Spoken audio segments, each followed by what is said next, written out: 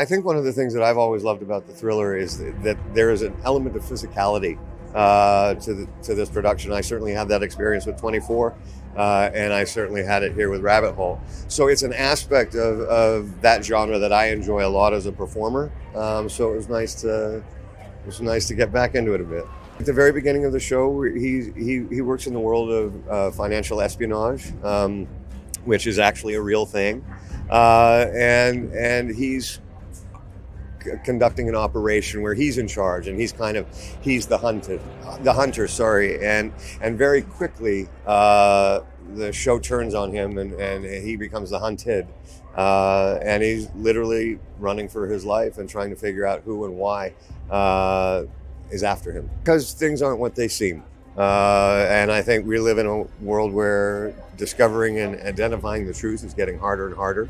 And people have a tendency to use this phrase when they get online and they go down information rabbit holes, which is what we're intending by our title. It hasn't affected my behavior because I don't have email, I don't have a computer, and so I write my letters in longhand, and I use my telephone as a phone.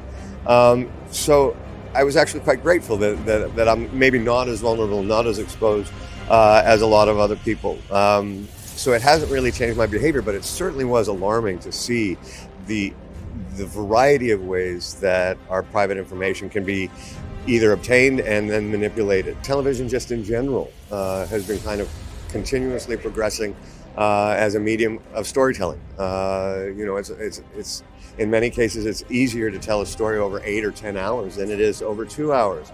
And so a lot of the films that I grew up watching, films like Ordinary People, or even films that I did like Stand By Me, the $8 million movie studios don't really make those films anymore. They've been kind of adopted by television. And so if those are the kinds of stories that you want to kind of partake in, television is now becoming the venue for that.